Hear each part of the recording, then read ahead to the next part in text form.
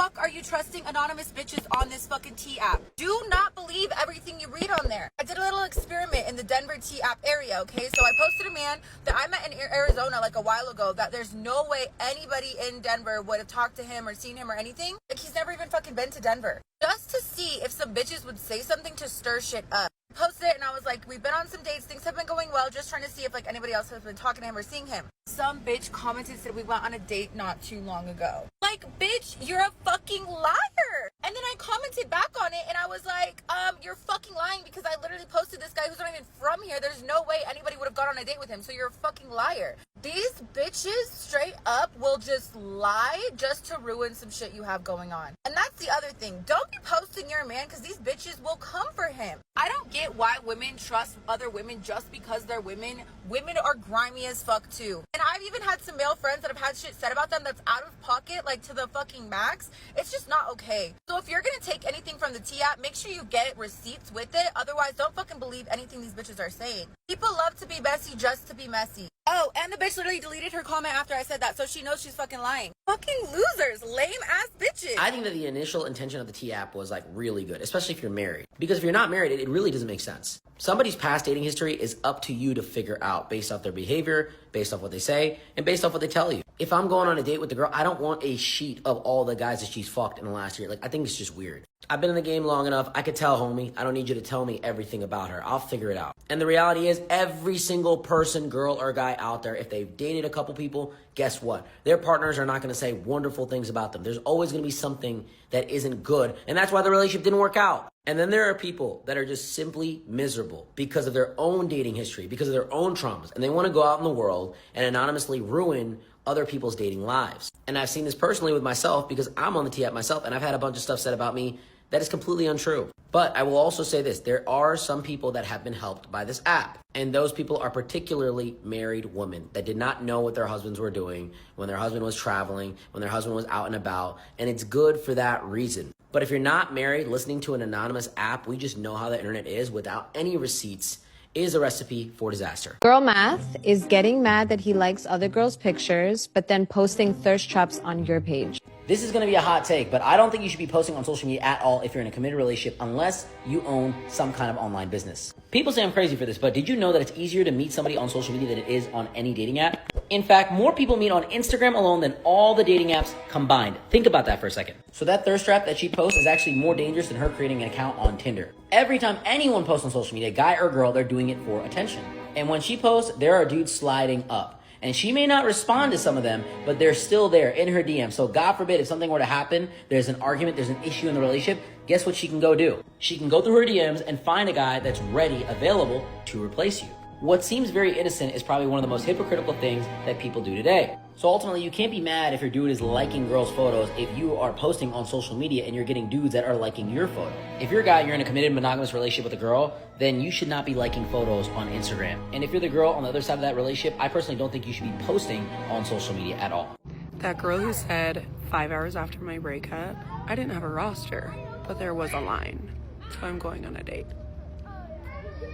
This is exactly why so many people view relationships as disposable nowadays. A mere 5 hours after the relationship and you already got a line of guys? Baby, that's not healing, that's a distraction. And the sad reality of this is most men will line up just to hit it and waste your time. Guys love women after a breakup because oftentimes they are the easiest to get with. And it's because they're emotionally vulnerable. They're typically lonely and crave validation, so the attention a guy gives her hits way harder. They're often in the mindset to get better than their ex and to get back at their ex. And sometimes they do this by sleeping with a bunch of men. And more than anything, they're experiencing a new sense of freedom that they didn't have in the relationship. It's easy to get male attention. It's hard to get relationship intention.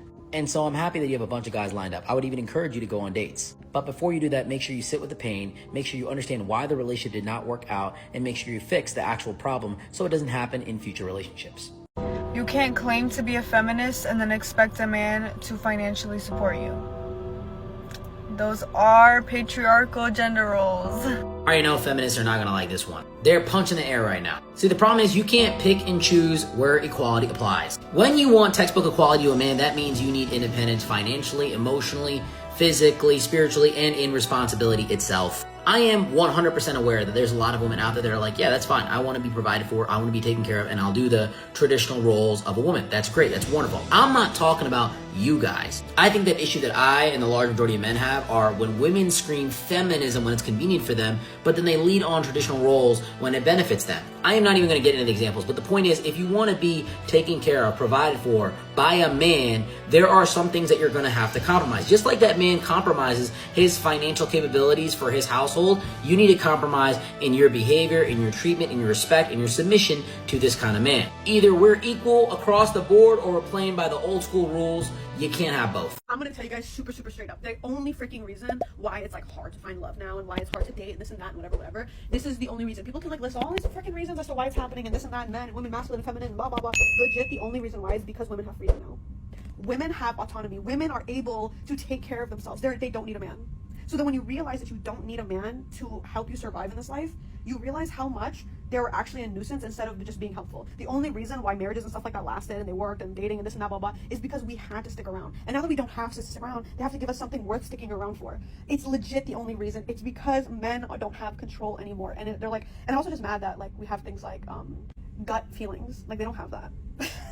Most people are not going to expect me to say this, but she's actually right. Marriages historically only existed for economical reasons. Man needed woman, woman needed man. And because women have the same economic opportunity as a man and they can earn their own money and take care of themselves, they don't necessarily need a man on a technical level. But what I will tell you is that men and women will need each other as they get older. Because another Ferrari in your driveway, another Birkin bag in your closet is not going to make you happier when you're 50 years old. It's companionship, partnership, and it's your fulfillment in your relationship. A lot of people forget there's a whole second half to life as you get older, as you retire. And it is astronomically hard, if not impossible, to go find somebody as you get older. Most of the good ones are married off, and you have to choose from the people who are left, which typically means a lot of trauma, baggage, ex-relationships, and ex-partners you have to deal with, so on and so forth. She's right in the fact that women don't need to marry because they don't economically need a man. But I'm gonna tell you something, working every single day, taking care of yourself, paying your own bills will eventually get boring. And when you're 50, 60 years old, you want someone to open that door for you. You want someone to pay that bill for you. You want to be able to hold someone's hand as you walk down the beach. And having everything paid for by you becomes very exhausting and unfulfilling. Life becomes vaporous without partnership for men and women. Taylor Swift getting engaged at like 35, 36 only proves to me that the longer you wait and you don't settle in your relationships, you will find the best outcome for yourself. I hate to burst your bubble here, but you are not Taylor Swift. You are not an A-list celebrity, and just because some billionaire employs a dating strategy that works out for her does not mean it's going to work out for you. Does this mean that you should settle and go for someone that doesn't necessarily make you happy? No, I'm not saying that. But I think one of the most dangerous things that you can do is look at somebody else's life that lives a completely different life than you and say, it worked for them, it can work for me. I know there are people that have waited for marriage and have found a lot of success with it. I also know people that got married young and they're miserable in their marriages. But what I want to say and what I want to remind you of is that generally speaking, for men and women, the younger you get married, the more success you're going to have with your partner and with the stability of that relationship. Because you have less partners, less trauma, less baggage, you're more willing to compromise at a younger age. And indirectly, your ability to negotiate for high quality partners because you are young, because you are attractive, is significantly better. I'm one of the few male dating coaches that works with women in terms of finding their partner. And what I will tell you is that